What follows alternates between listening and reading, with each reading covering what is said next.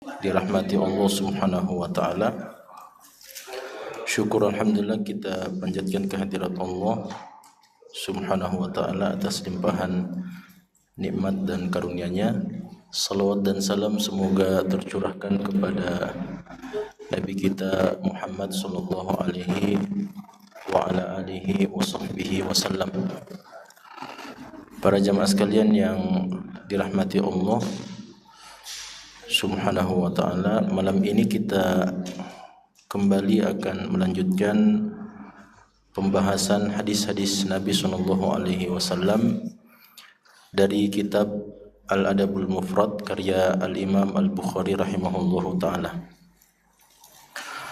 dengan pembahasan bab da'watil walidain, doa kedua orang tua. Di sini disebutkan ada dua hadis jamaah sekalian. Yang pertama yaitu hadis dari Abu Hurairah radhiyallahu taala anhu. Kemudian hadis yang kedua juga nanti akan ada hadis yang juga diriwayatkan dari Abu Hurairah radhiyallahu taala anhu tentang kisah Juraij yang cukup panjang kisahnya, disebutkan oleh Imam Bukhari rahimahullahu taala. Namun sebagai muqaddimah, sebelum kita menyebutkan dua hadis ini jemaah sekalian, terlebih dahulu kita mesti memahami beberapa hal dari persoalan doa kepada Allah Subhanahu wa taala. Bahwasanya doa itu adalah salah satu di antara senjata yang terkuat yang dimiliki oleh seorang manusia. Saya katakan manusia jamaah sekalian karena dalam pembahasan kita sebentar insyaallah kita akan meluruskan beberapa hal atau beberapa poin terkait pemahaman kita yang mungkin selama ini kurang tepat adanya berkenaan dengan persoalan doa. Di mana doa itu adalah senjata yang terkuat seorang manusia. Dengan doa itu maka dia akan mendapatkan apa yang dia harapkan, apa yang dia cita-citakan. Olehnya itu di dalam ayat-ayat Al-Quran dan hadis-hadis Nabi SAW dijelaskan tentang urgensi daripada berdoa itu sendiri. Bahkan doa itu adalah ibadah kepada Allah Subhanahu wa ta'ala. Makanya dalam salah satu ayat Allah Subhanahu wa ta'ala mengatakan, innal ladzina yastakbiruna an ibadati sayadkhuluna jahannama dakhirin. Kata Allah Subhanahu wa taala, sesungguhnya orang-orang yang bersikap sombong, bersikap angkuh dari peribadatan kepadaku, niscaya dia akan masuk ke dalam neraka jahanam dalam keadaan hina. Kalau kita melihat jamaah sekalian, Allah Subhanahu wa taala menamakan ibadah dalam teks ayat yang tadi kita sebutkan, di mana penjelasan atau potongan ayat sebelumnya itu berbicara tentang masalah doa. Kemudian Allah Subhanahu wa taala mengatakan, innal ladzina yastakbiruna an ibadati, sesungguhnya orang-orang yang bersikap sombong, an ibadati, dari peribadatan kepadaku. Nah, ini dipahami oleh para ulama tafsir bahwa doa itu adalah ibadah kepada Allah Subhanahu wa taala. Sejatinya doa itu kalau kita berdoa kepada Allah, maka dia sendiri secara zatnya dia adalah bentuk ibadah kepada Allah Subhanahu wa taala. Makanya Allah katakan orang-orang yang bersikap sombong dari ibadah kepadaku, maksudnya tidak mau berdoa kepada Allah Subhanahu wa taala. Makanya dalam hadis Nabi mengatakan, man lam yad'ullah ghadiba alaihi, siapa yang tidak pernah berdoa kepada Allah, maka Allah akan marah kepada dia. Kenapa Allah Subhanahu wa taala marah kepada seorang hamba yang tidak berdoa kepadanya? Karena doa itu sendiri selain dia adalah ibadah kepada Allah, doa itu menandakan penghambaan seorang manusia kepada Allah Subhanahu wa taala. Orang yang tidak pernah berdoa kepada Allah Subhanahu wa taala, maka dia seakan-akan menganggap tidak butuh dengan Allah Subhanahu wa taala. Dia menganggap bahwa dirinya sudah hebat dan dia bisa melakukan apapun yang dia inginkan, sehingga dia tidak membutuhkan doa kepada Allah Subhanahu wa taala. Makanya Allah marah jamaah sekalian. Nah, sebaliknya orang yang selalu berdoa kepada Allah Subhanahu wa taala itu menunjukkan penghambaan yang totalitas kepada Allah Subhanahu wa taala, karena menunjukkan bahwa dia ini selalu butuh kepada Allah. Dalam hadis yang lain Nabi mengatakan, berdoalah kepada Allah baik itu meminta sesuatu yang besar atau sesuatu yang kecil. Sampai kata Nabi SAW, kalau salah seorang di antara kalian putus tali sandalnya, maka minta kepada Allah Subhanahu wa taala. Dalam hadis yang lain dikatakan sampai garam jamaah sekalian. Seseorang yang butuh garam, misalnya tidak ada garam di rumahnya, habis garam di rumah misalnya, maka berdoa kepada Allah Subhanahu wa taala. Bukan berarti Allah akan turunkan garam satu gepok. Tapi artinya ini menunjukkan bahwa Nabi mau ajarkan kepada kita persoalan yang besar ataupun persoalan yang kecil remeh-temeh, minta kepada Allah Subhanahu wa taala untuk dimudahkan. Nah, ini menunjukkan bahwa seorang hamba jamaah sekalian, seorang manusia itu seharusnya selalu bergantung, selalu terikat kepada Allah Subhanahu wa taala. Makanya ketika seluruh sebab-sebab duniawi itu sudah terputus, semua upaya dan ikhtiar semuanya sudah kita jalankan, maka masih tersisa satu upaya yang bisa kita lakukan, yaitu menyambung hubungan kita dengan Allah Subhanahu wa taala melalui doa yang kita panjatkan.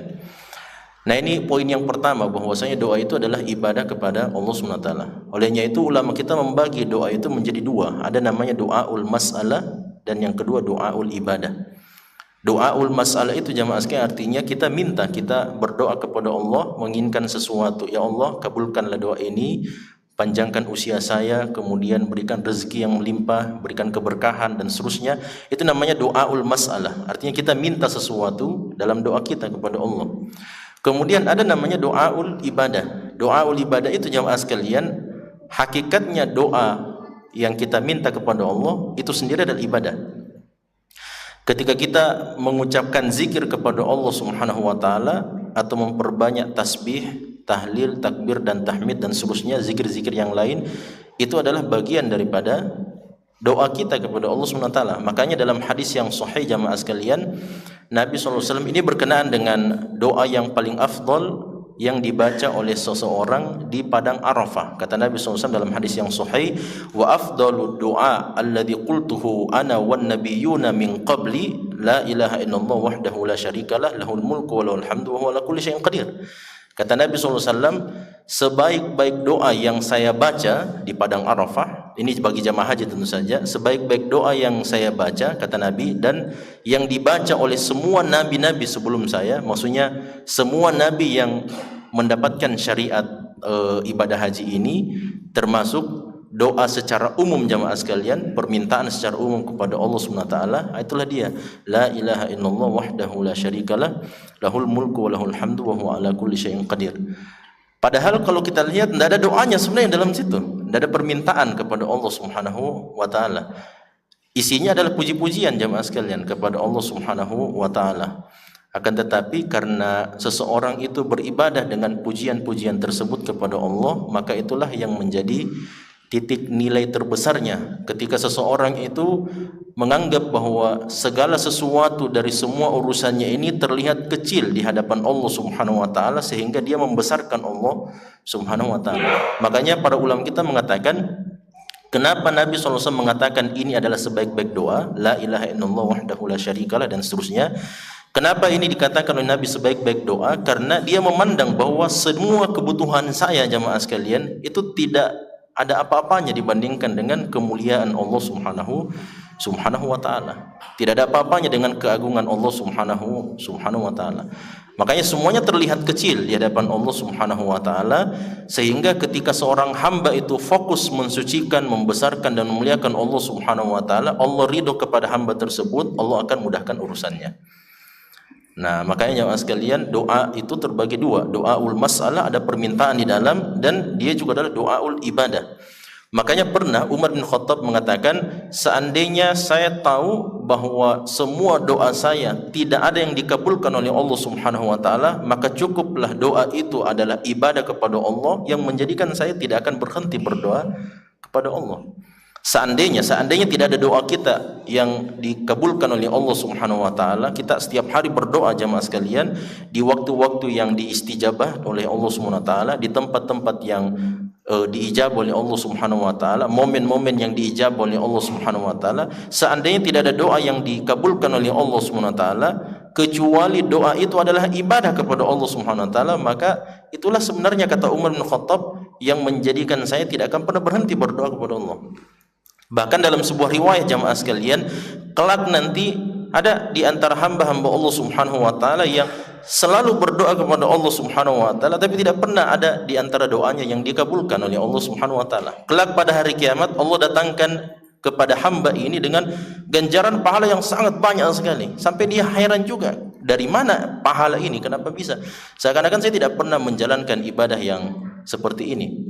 Ketika ditanyakan hamba itu jamaah sekalian, Allah Subhanahu wa taala mengatakan, ini adalah ganjaran pahala yang saya simpankan atas doa-doa yang kamu minta kepada saya dan tidak pernah saya kabulkan sama sekali. Maka dalam hadis yang sahih jamaah sekalian, Nabi mengatakan doa itu cuma 3 kemungkinannya. Kalau kita berdoa kepada Allah cuma 3 saja kemungkinannya. Yang pertama, yustajabu fi halihi, ya, dikabulkan doanya pada saat itu juga. Kemudian yang kedua, kalau tidak diijabah pada hari itu juga atau pada saat itu juga, maka akan dipalingkan dari dia musibah yang semisal dengan apa yang dia minta. Kita minta sesuatu misalnya, ya Allah berikanlah misalnya tambahan rezeki misalnya. Ya, kita berharap mudah-mudahan diselesaikan hutang kita jamaah sekalian, atau mungkin kita ingin belanja sesuatu dan sebagainya. Kebutuhan kita anggaplah misalnya 5 juta misalnya. Kita berharap mudah-mudahan ini dikaruniakan oleh Allah Subhanahu wa taala, ternyata tidak dikaruniakan oleh Allah. Maka muncul kemungkinan yang kedua. Tidak dikaruniakan oleh Allah 5 juta jamaah sekalian, tapi di saat yang sama Allah Subhanahu wa taala memberikan kesehatan untuk anak kita yang seharusnya dia sakit, masuk rumah sakit, bayar itu 5 juta. Ada saja kemungkinan yang seperti itu. Tapi karena dengan doanya jamaah sekalian, maka penyakit itu ditiadakan oleh Allah Subhanahu wa taala, tapi tidak dikaruniakan yang 5 juta itu. Nah, kita pilih mana jamaah sekalian? Mau dikaruniakan 5 juta tapi anak kita sakit. Ujung-ujungnya nanti bayar juga 5 juta. Lebih bagus anak kita sehat-sehat saja jamaah sekalian. Kan seperti itu. Nah, olehnya itu kemungkinan yang kedua seperti itu. Kemungkinan yang ketiga, kata Nabi SAW, Allah Subhanahu wa taala simpankan bagi dia ganjaran pahala. Tidak diberikan di dunia, tidak dipalingkan dari dia berbagai macam musibah, penyakit dan sebagainya, tapi disimpankan dalam bentuk pahala di sisi Allah. Sampai kata Nabi dalam riwayat yang tadi kita ceritakan, pada hari kiamat nanti ketika sudah dilihat ini jamaah sekalian bahwa ternyata kalau hamba itu tidak diijabah doanya dalam kehidupan dunia ini, pahalanya nanti bergunung-gunung. Sampai hamba itu mengira ini bukan saya yang melakukan ini. Kenapa tiba-tiba ada pahala yang sangat banyak seperti ini? Maka diberikan jawabannya bahwa inilah doa-doa hasil daripada doa ibadah yang kamu panjatkan kepada saya, kata Allah, yang tidak diijabah dalam kehidupan dunia. Kata Nabi SAW, semua manusia pada hari itu berharap seandainya semua doa yang dia minta tidak ada yang dijabah oleh Allah Subhanahu wa taala. Karena kebutuhan kita jamaah sekalian terhadap ganjaran pahala yang sangat banyak di sisi Allah Subhanahu wa taala kelak pada hari kiamat. Nah, olehnya itu doa ini adalah sesuatu yang sangat penting dalam kehidupan kita dan sungguh sangat merugi jamaah sekalian. Tanda di antara tanda orang itu tidak diinginkan kebaikan oleh Allah Subhanahu wa taala kalau dia tidak pernah berdoa kepada Allah Subhanahu wa taala.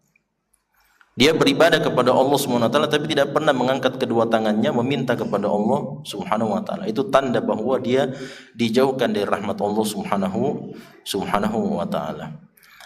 Nah, di sini jamaah sekalian, hadis yang disebutkan oleh Imam Bukhari rahimahullahu taala, hadis yang pertama dari Abu Hurairah radhiyallahu taala anhu, beliau mengatakan qala an-nabiy sallallahu alaihi wasallam, Nabi sallallahu alaihi wasallam bersabda, "Thalathu da'awatin mustajabatin lahunna." Kata Rasulullah SAW, ada 3 doa yang akan dikabulkan untuknya. La syakka fihinna. Nah, tidak ada keraguan-raguan bahwa 3 doa ini pasti akan dikabulkan oleh Allah Subhanahu wa taala. Yang pertama jamaah sekalian adalah da'watu al-madlum, yaitu doanya orang yang terzolimi. Yang kedua, wa da'watu al-musafir, doanya orang yang sedang safar. Yang ketiga adalah wa da'watul walidaini ala waladihima, doanya kedua orang tua terhadap keburukan anaknya. Nah, ini 3 doa kata Rasulullah SAW yang tidak akan ditolak di sisi Allah Subhanahu wa taala. Kita jelaskan jemaah sekalian satu persatu dari 3 doa yang disebutkan oleh Nabi SAW ini. Kata Rasulullah, "Thalathu da'awatin mustajabatin lahunna la syakka fihinna." 3 doa yang tidak akan ditolak di sisi Allah Subhanahu wa taala, tidak ada keraguan-raguan di dalamnya. Artinya tidak ada lagi keraguan bahwa Allah Subhanahu wa taala pasti akan mengabulkan doanya itu. Nah, ini mirip dengan sabda Nabi SAW dalam hadis yang lain, "Ittaqi da'watal madlum fa innahu laisa bainahu wa bainallahi hijab." Ini maknanya kurang lebih hampir sama jemaah sekalian, bahwa Nabi mengatakan berhati-hatilah kamu dari doanya orang-orang yang terzolimi, karena doanya orang yang terzolimi tidak ada hijab pemisah antara dia dengan Allah Subhanahu wa taala. Artinya kalau tidak ada hijab, tidak ada pemisah jamaah sekalian, maka pasti akan diijabah, pasti akan dikabulkan. Nah, ini kurang lebih maknanya sama. Kata Nabi SAW, mustajabatin lahunna la syakka fihinna. Tidak ada keraguan-raguan bahwa doanya pasti akan dikabulkan di sisi Allah Subhanahu wa taala. Siapa saja jamaah sekalian, ini tentu saja ada perbedaan riwayat atau ada hadis-hadis yang lain jamaah sekalian yang mirip seperti ini, dan ini kita mesti fahami bahwa ketika ada perbedaan lafaz seperti itu bukan berarti bahwa salah satu di antara hadis ini berarti hadis yang lemah misalnya. Karena hadis yang seperti ini ada banyak periwayatannya, ya, bukan cuma satu ini saja jamaah sekalian. Bahkan sebentar akan kita sebutkan berkenaan dengan doanya kedua orang tua. Ya, ada beberapa riwayat yang disebutkan dari Nabi SAW.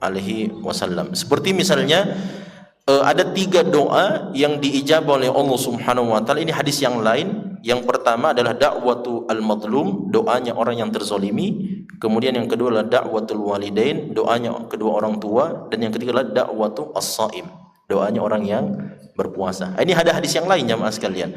Ya, ada hadis yang lain dan dia juga adalah hadis yang sahih. Nah, dalam hadis kita ini dikatakan oleh Nabi SAW 3 doa yang tidak akan dikabulkan, yang tidak akan ditolak di sisi Allah Subhanahu wa taala. Yang pertama adalah da'watu al-madlum. Tapi sebelumnya jamaah sekalian, ketika Nabi mengatakan mustajabatin lahunna la syakka fihinna, bahwa 3 doa, jenis 3 doa ini jamaah sekalian tidak akan tertolak di sisi Allah Subhanahu wa taala, itu berarti memberikan indikasi bahwa di sana ada juga doa yang tertolak di sisi Allah Subhanahu wa taala. Kalau 3 jenis doa ini diterima di sisi Allah, makbul di sisi Allah, mustajab, maka di sana ada doa-doa yang tidak diijabah oleh Allah Subhanahu wa taala.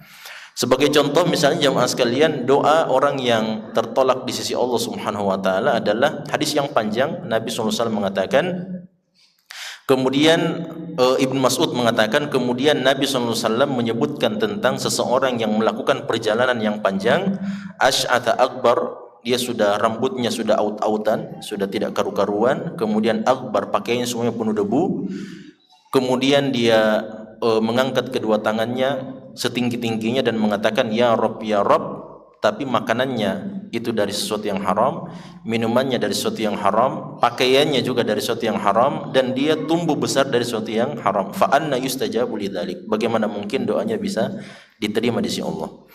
Nah, ini berarti bahwa orang yang makan haram, minum haram, dan semua yang dia konsumsi adalah sesuatu yang haram, maka berhati-hati, doanya bisa ditolak di sisi Allah SWT.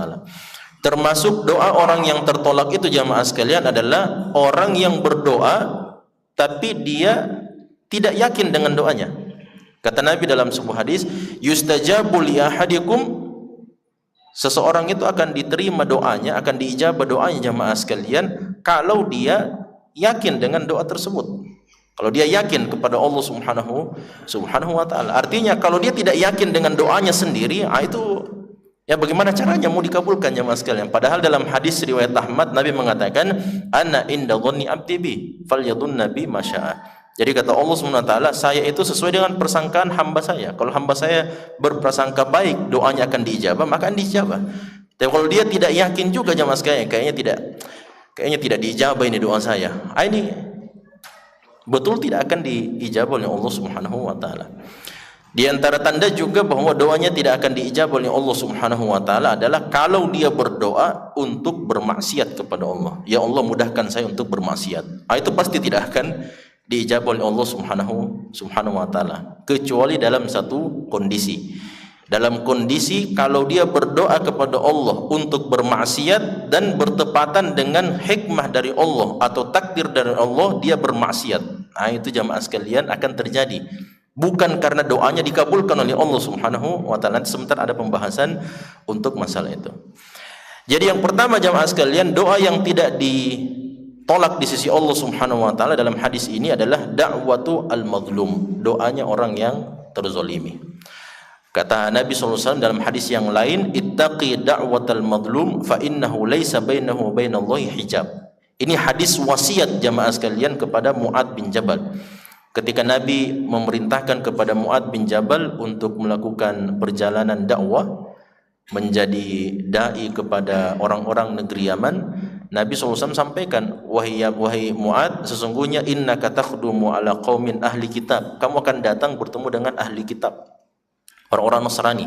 Orang-orang Nasrani itu jamaah sekalian tahu isinya kitab Injil, tahu isinya kitab Taurat. Maka kata Nabi SAW, faltakun awwalu ma tad'uhum ilaihi syahadatu an la ilaha illallah. Ajaklah mereka untuk mengucapkan 2 kalimat syahadat dulu. Kalau mereka taat dan mereka sudah mengucapkan 2 kalimat syahadat, maka perintahkan bahwa mereka wajib menjalankan ibadah salat 5 waktu sehari semalam. Kalau mereka taat sudah jalankan salat, maka sampaikan kepada mereka wajib bagi mereka untuk apa? Mengeluarkan harta zakat. Harta zakat itu diambil dari hartanya orang-orang kaya, diberikan kepada orang-orang fakir miskin. Kemudian kata Nabi SAW, wattaqi da'watal madlum, hati-hati dari doanya orang-orang yang terzolimi. Ini sebelumnya jamaah sekalian, kata Nabi SAW, wattaqi karaima wala ta'khud min karaimi amwalin nas, dan jangan kamu mengambil dari hartanya orang-orang yang wajib mengeluarkan zakat, jangan diambil dari harta yang mereka senangi. Kenapa jamaah sekalian? Karena kata Nabi SAW, fa innahu laisa bainahu wa bainallahi hijab. Karena doanya orang yang terzolimi itu tidak akan ada hijab antara dia dengan Allah Subhanahu wa taala. Artinya karena mereka ini sedang dizolimi jamaah sekalian di dalam kehidupan dunia ini, maka ketika dia berdoa kepada Allah Subhanahu wa taala yang Maha Adil, yang Maha Kuasa, yang Maha Mengetahui, ketika dia mengangkat masalahnya kepada Allah Subhanahu wa taala, maka tidak ada sebab Allah Subhanahu wa taala menolak doanya. Karena apa? Karena Allah Subhanahu wa taala Tuhan yang Maha Adil. Ketika dia dizolimi, maka Allah Subhanahu wa taala akan memberikan keadilan kepada hamba tersebut dengan mengijabah doa orang yang terzolim itu. Nah, di sini jamaah sekalian, ini kalau kita mengingat kisah daripada Sa'ad bin Abi Waqqas radhiyallahu taala anhu, bahwa Sa'ad bin Abi Waqqas itu pernah dizalimi di masa pemerintahan Umar bin Khattab radhiyallahu taala anhu. Umar bin Khattab itu selalu bertanya kepada gubernur-gubernur beliau. Salah satu di antara gubernur beliau adalah Sa'ad bin Abi Waqqas yang diperintahkan untuk memimpin negeri Irak pada saat itu. Ketika ditanya bagaimana pemerintahannya Sa'ad bin Abi Waqqas, seseorang kemudian mengeluh kepada Umar bin Khattab dan dia mengatakan, ya Amirul Mukminin, sesungguhnya saat ini memerintah kepada kami, tapi saya punya 3 keluhan. 3 keluhan ini jamaah sekalian, kata dia, la yaghzubi as-sariyah, dia tidak pernah ikut dalam pasukan peperangan. Kemudian wala yafsilu bisawiyah, kalau sudah ada harta rampasan perang dia tidak pernah bagi-bagi itu harta rampasan perang dengan adil. Kemudian yang ketiga wala ya'dilu fil qadiyah, dia juga kalau punya masalah yang diangkat kepada dia jamaah sekalian, masalah masyarakat, maka dia tidak akan memberikan keputusan dengan cara yang adil. Akhirnya Sa'ad bin Abi Waqqas, kita tahu jamaah sekalian, ini pamannya Nabi SAW. Dalam cerita-cerita dan kisah-kisah yang beberapa kali kita sebutkan, beliau adalah sahabat yang di antara sahabat yang paling tegas seperti Umar bin Khattab itu Sa'ad bin Abi Waqqas, termasuk Zubair bin Awwam.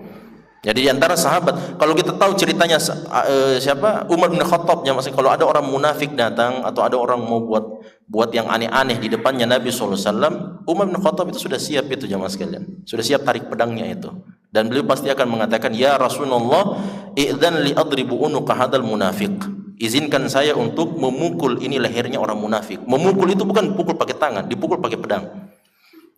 Ya, artinya karena orang munafik jamaah sekalian, munafik artinya dia orang kafir. Dan itu beberapa. Termasuk juga Sa'ad bin Abi Waqqas. Sa'ad bin Abi Waqqas radhiyallahu taala anhu yang kata Nabi sallallahu alaihi wasallam, beliau doakan jamaah sekalian Sa'ad bin Abi Waqqas, Allahumma saddid ramyahu wa ajib da'watahu. Itu keutamanya Sa'ad. Ya Allah Subhanahu wa taala, kokohkanlah dan kuatkanlah lemparannya Sa'ad bin Abi Waqqas. Makanya saat itu kalau dia melempar panah jamaah sekalian pasti kena. 10 anak panah pasti kena. Ini kala-kala sniper.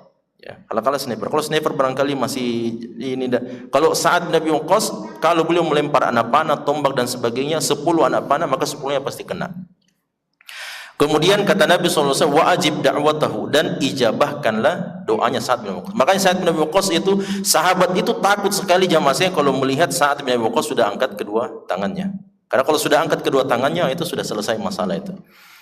Dalam masa pemerahan peperangan Qadisiyah jamaah sekalian, ketika pasukan Umar bin Khattab dipimpin oleh Sa'ad bin Abi Waqqas, mereka kan berhadapan dengan sungai itu. Dan tidak bisa jamaah sekalian, bagaimana caranya? Mereka tidak punya perahu dan sebagainya. Mereka ini orang-orang Arab, datang dari gurun pasir, tidak pernah punya perahu kecuali sedikit. Makanya beberapa pasukan bertanya, mengeluh kepada Sa'ad, bagaimana ini? Bagaimana kita bisa sampai ke Persia sedangkan kita tidak bisa melewati sungai ini? Kata Sa'ad bin Abi Waqqas, tunggu dulu, saya punya jalan keluarnya. Bagaimana jalan keluarnya? Saya sholat 2 rakaat, saya berdoa kepada Allah. Setelah sholat 2 rakaat berdoa kepada Allah Subhanahu wa taala, Allah Subhanahu wa taala perjalankan semua pasukan di atas air.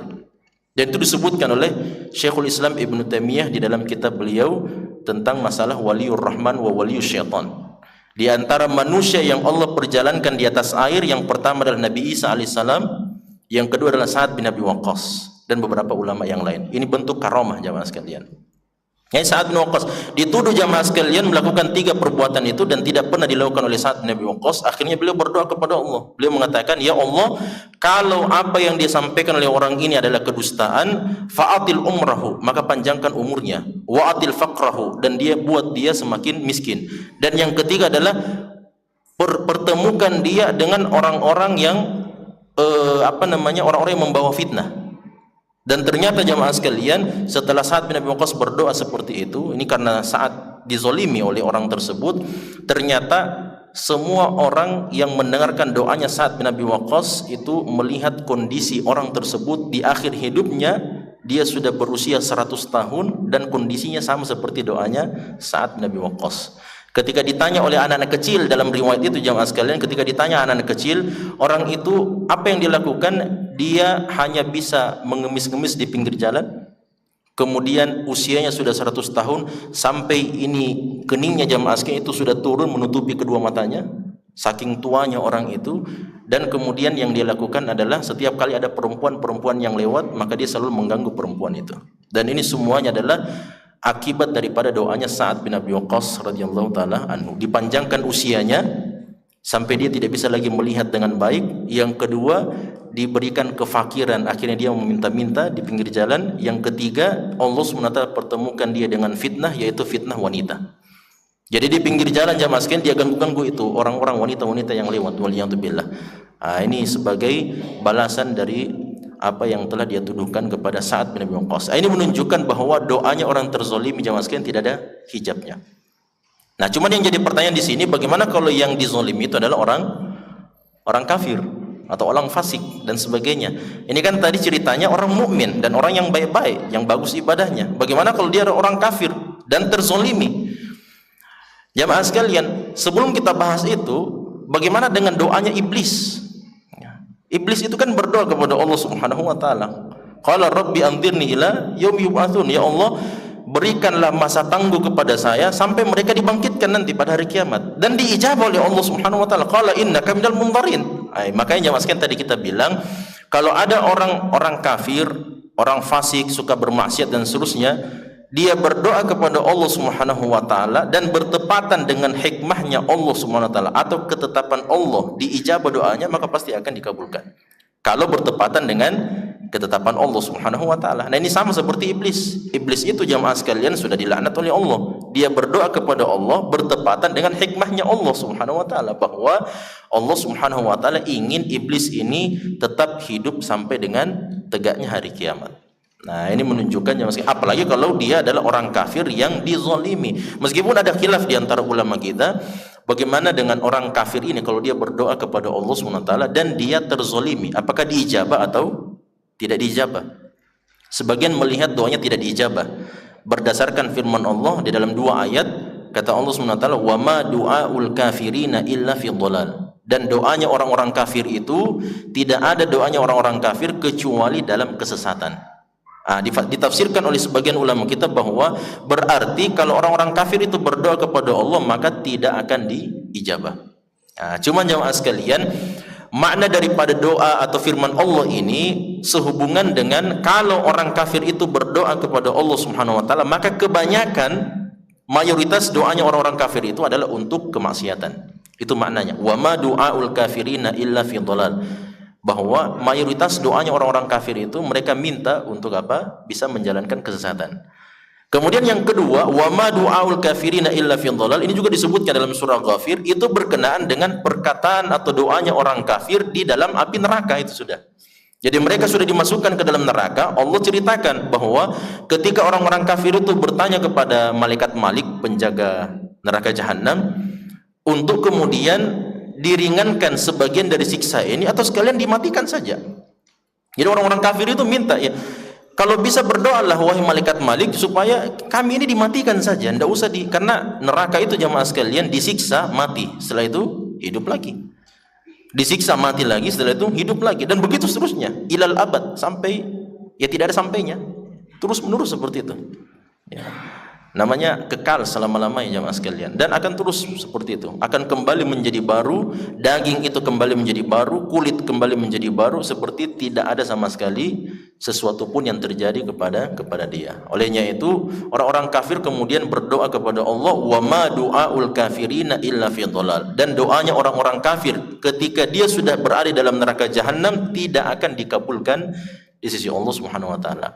Tapi dalam kehidupan dunia ketika dia terzalimi jamaah sekalian, maka berlakulah hadis Nabi SAW di situ, ittaqi da'watal madlum. Ini dalam riwayat yang lain, dan hadis ini dihasankan oleh Syekh Al-Albani. Beliau mengatakan, Nabi mengatakan, ittaqi da'watal madlum, takutlah dari doanya orang-orang yang zalim, walau kana kafiran, meskipun dia orang kafir, fa innahu laisa bainahu bainallahi hijab, karena tidak ada jarak antara dia dengan doanya Allah Subhanahu wa taala, atau tidak ada pemisah antara doanya dengan Allah Subhanahu wa taala.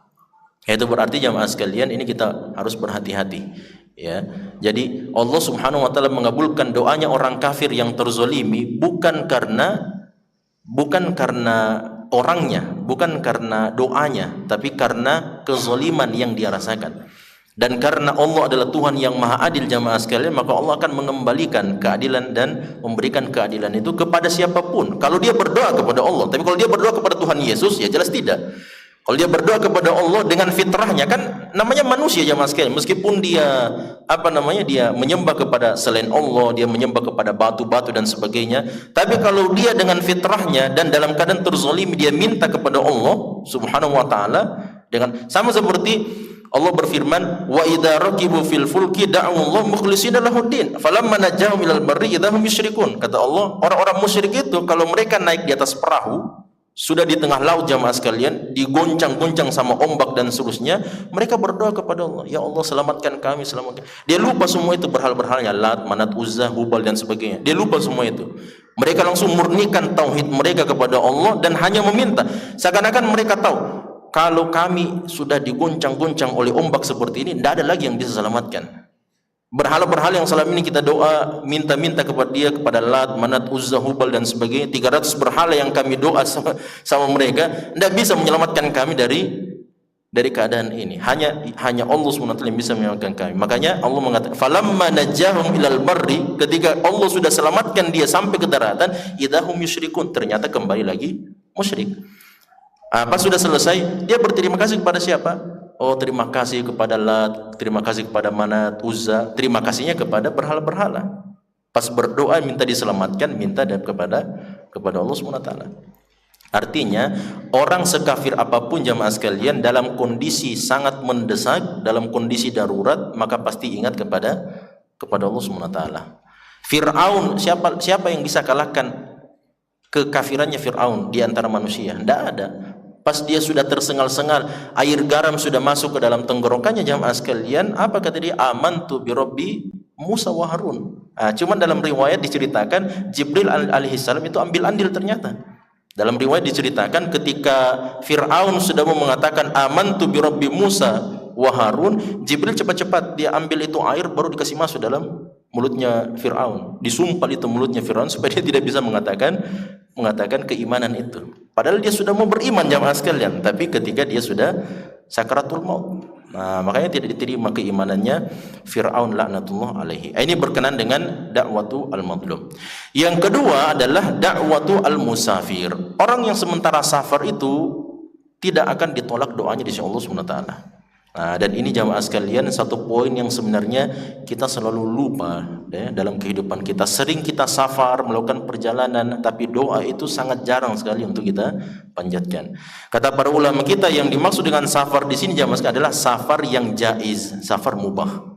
Safar mubah itu seperti kita mau pergi rekreasi ke Bulukumba, kemana dan sebagainya. Apalagi kalau dia adalah safar ibadah. Kalau safar ibadah jamaah sekalian seperti kita safar untuk ibadah umroh, safar untuk ibadah haji dan seterusnya, itu safar ibadah namanya. Semakin kuat lagi ijabahnya dari Allah kalau dia manfaatkan momen safarnya itu untuk banyak berdoa kepada Allah. Nah, cuman sayang jamaah sekalian, biasa juga di atas bis. Kami beberapa kali menemani jamaah sekalian di atas bis, bukannya labbaik Allahumma labbaik, macarita tonji juga di atas bis. Nah, habis itu waktu. Padahal perjalanan dari Madinah sampai ke Mekah jamaah sekalian itu 4 sampai 5 jam itu. 4-5 jam kalau kita doakan kebaikan semua keluarga kita tercukupi insyaallah semuanya. Bahkan satu negara Indonesia jamaah sekalian kita doakan, alhamdulillah bagus. Tapi ini Masya Allah habis waktunya. Capek Ustaz. Ya memang capek, mau apa lagi jamaah sekalian? Datang ke Mekah dan Madinah mau berleha-leha, mau santai-santai saja. Ini memang orang mau beribadah. Kan sudah kumpulkan uang 35 juta, 45 juta dan seterusnya, apalagi kalau ibadah haji 200 juta sudah kumpulkan, terus mau santai-santai di sana. Sampai ada satu jamaah, kalau saya tidak salah dari Sulawesi, dari orang Bugis. Bayangkan jamaah sekalian, setiap kali selesai sholat duhur, asar dan isya, dia pergi umroh. Itu di musim haji ya. Di musim haji itu jamaah sekalian, mereka jamaah haji itu akan menetap di Mekah itu kurang lebih sekitar 2 pekan atau lebih. Bayangkan selama 2 pekan itu jamaah sekalian, setiap kali selesai sholat zuhur dia pergi ke Tan'im, Masjid Aisyah untuk umroh, ambil umroh lagi. Kemudian setelah selesai asar dia pergi, selesai sholat asar di Masjidil Haram dia pergi umroh lagi. Selesai sholat maghrib tidak, karena mau makan malam. Setelah selesai sholat isya pergi ke Tan'im lagi untuk ibadah umroh lagi. Dia berulang kali jamaah sekalian. Sampai jamaah, teman-teman jamaah kayaknya tidak bisa dihitung berapa kali umrohnya. Sudah, karena terlalu banyak jamaah sekalian. Sampai ketika beberapa hari jamaah mau pulang, jamaahnya ini mau pulang jamaah sekalian, ternyata beliau ini sudah ditemukan meninggal dunia karena kecapean. Dilarikan ke rumah sakit karena kecapean, karena terus mengulang-ulangi ibadah umrohnya, akhirnya di rumah sakit meninggal dunia. Nah ini jamaah sekalian, jadi orang yang sedang safar maka dia termasuk dalam kategori orang yang diijabah doanya di sisi Allah subhanahu wa ta'ala. Namun jamaah sekalian, kalau seandainya safarnya itu adalah safar maksiat, ini tidak akan dijabah tentu saja. Kalau dia safar maksiat, dia mau pergi, mau kemana Ki? Mau ke Los Angeles. Itu ada kebakaran di sana, tidak apa-apa, saya mau nonton. Itu kalau dia safar maksiat jamaah sekalian, maka jelas tidak akan dijabah oleh Allah SWT, karena tujuan safarnya adalah untuk bermaksiat kepada Allah SWT. Bahkan kata para ulama kita, meskipun ini khilaf di antara ulama kita, bagaimana hukumnya kalau ada orang safar maksiat terus dia mengatakan saya mau jamak qasar. Sebagian ulama mengatakan silakan boleh, karena jamak qasar untuk musafir hukumnya adalah boleh, rukhsah, keringanan. Tapi di antara para ulama kita termasuk pendapat beberapa sahabat, Ibnu Umar radhiyallahu ta'ala mengatakan tidak diperbolehkan bagi orang yang sementara safar dan tujuan safarnya adalah safar maksiat untuk mengambil rukhsah, keringanan. Ya, untuk mengambil rukhsah keringanan. Karena apa jamaah sekalian? Karena niatnya saja sudah mau maksiat. Kira-kira masuk akal tidak itu? Tiba-tiba dia mau pergi berzina di satu tempat, dia mau pergi ketemu dengan PSK di satu tempat jamaah sekalian. Kemudian tiba-tiba di perjalanan kita singgah dulu, kasih singgah dulu itu bis, kita mau turun sholat dulu. Tidak masuk akal itu jamaah sekalian, karena tujuan awalnya memang sudah maksiat. Ya sudah kecil sekali kemungkinan jamaah sekalian, sudah akan dilupakan oleh Allah Subhanahu wa taala. Makanya kalaupun seandainya karena kondisi, karena keadaan dan seterusnya, maka tidak diperbolehkan bagi dia untuk mengambil rukhsah atau keringan karena safarnya adalah safar maksiat kepada Allah Subhanahu wa taala. Yang terakhir jamaah sekalian adalah wada'watul walidaini ala waladihima. Nah, doanya kedua orang tua atas anaknya. Nah, di sini jamaah sekalian kita mesti fahami bahwa hadis ini ada dua periwayatannya. Ada periwayatan yang umum dan ada periwayatan yang khusus seperti ini. Periwayatan yang umum itu jamaah sekalian bahwa doanya orang tua tidak akan ditolak di sisi Allah SWT. Artinya ketika orang tua itu berdoa kebaikan untuk anaknya, maka pasti akan diijabah. Sebaliknya, tapi jamaah sekalian, para ulama kita mengatakan begini, kondisinya kalau seandainya si anak ini durhaka kepada ibu dan bapaknya, maka berlaku hadis ini, wada'watul walidaini ala waladihima. Kalau anak itu durhaka kepada orang tua, ibu atau bapaknya doakan keburukan untuk si anak ini jamaah sekalian, maka doanya pasti akan diijabah. Kalau anak ini durhaka kepada orang tua. Nah, bagaimana kalau sebaliknya? Anak ini jamaah sekalian ternyata dia baik kepada orang tuanya, terus orang tuanya yang jahat kepada anaknya. Ya, karena ya, saya aneh juga jamaah sekalian, beberapa kali saya ditanya sama ada beberapa jamaah, bagaimana ini Ustaz? Saya punya saudara, rumahnya itu dibongkar sama bapak kami. Bapaknya itu dibongkar rumah. Dia bongkar rumahnya anaknya sendiri. Saya bilang, bapak model bagaimana itu? Sudahlah anaknya capek-capek bangun rumahnya untuk keluarganya dan seterusnya, tapi si bapak ini dia datang, dia pergi bongkar rumahnya anaknya sendiri. Ini kayak cerita ini agak lain ini jemaah sekalian, seperti film India biasa itu ya, yang lain-lain di jalan ceritanya. Ya, kasus-kasus yang seperti ini, yang aneh-aneh ini. Intinya ibu dan bapak itu pasti menginginkan kebaikan untuk anak-anaknya. Tapi kalau si anak ini baik kepada al-abdi, malam yad'u bi itsmin aw qati'ati rahim, atau kama qala Nabi sallallahu alaihi wasallam. Jadi seseorang itu akan senantiasa diijabah doanya oleh Allah Subhanahu wa taala selama dia tidak berdoa untuk berbuat dosa, maksiat, atau untuk memutuskan tali silaturahim. Nah, ini kan jemaah sekalian, si bapak ini dia mau doakan keburukan untuk anaknya. Itu sudah berdoa untuk maksiat jemaah sekalian, atau memutuskan silaturahimnya kepada anaknya sendiri. Padahal anaknya adalah anak yang berbakti kepada ibu dan bapak. Nah, makanya kalau sebaliknya jamaah sekalian, kalau anak yang durhaka, orang tua baik kemudian mendoakan keburukan untuk anaknya, maka tidak akan ditolak di sisi Allah Subhanahu wa taala. Tapi kalau si anak ini yang baik kepada orang tuanya, orang tua yang jahat kepadanya, maka tidak akan diterima di sisi Allah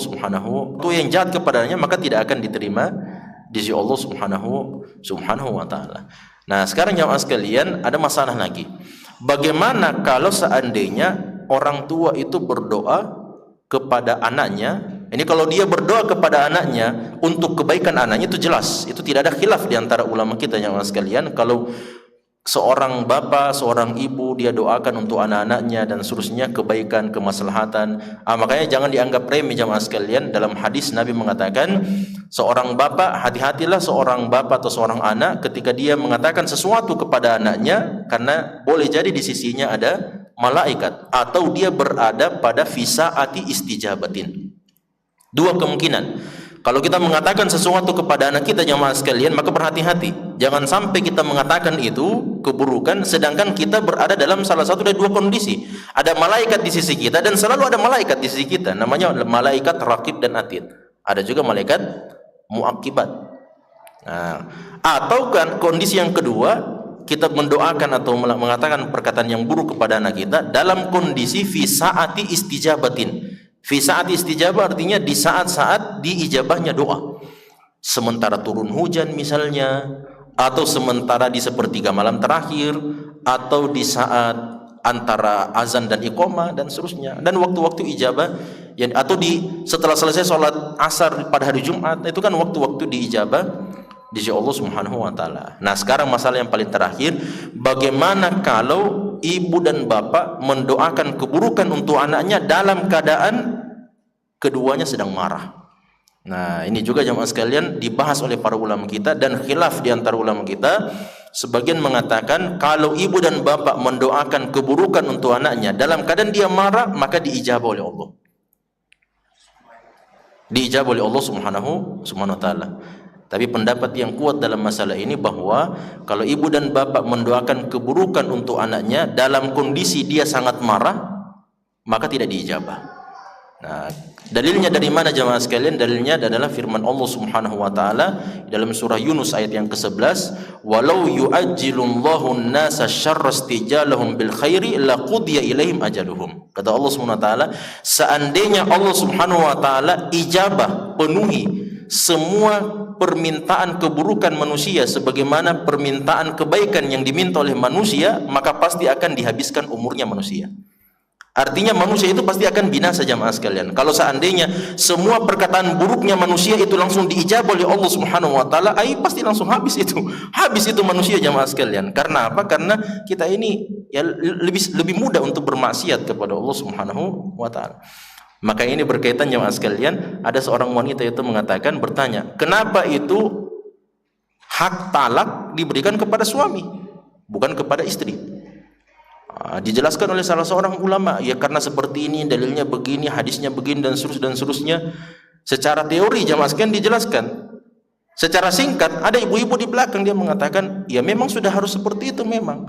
Talak itu harus dimiliki haknya oleh suami, bukan istri. Karena kalau seandainya istri yang bisa mentalak suami, barangkali satu hari 50 kali talak itu jamaah sekalian. Ya kan begitu ya?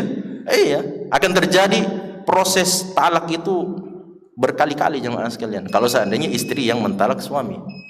Ini jadi pelajaran bahwa ketika ibu dan bapak dalam kondisi sangat emosi, sangat marah dengan tingkah anaknya dan seterusnya, kemudian dia mengucapkan kata-kata yang tidak baik, maka ini tidak akan diijabah oleh Allah Subhanahu wa taala. Berdasarkan dari itu tadi, seandainya Allah penuhi semua perkataan buruknya manusia sebagaimana perkataan baiknya manusia, maka pasti akan dibinasakan umat manusia itu di sisi Allah Subhanahu wa taala. Tapi ini bukan untuk membuka kesempatan kita berkata yang tidak baik kepada anak-anak kita. Tetap jamaah sekalian kita doakan kebaikan meskipun dalam keadaan dan kondisi kita sangat emosi dan sangat marah. Mudah-mudahan itu menjadi jalan kebaikan untuk anak-anak kita.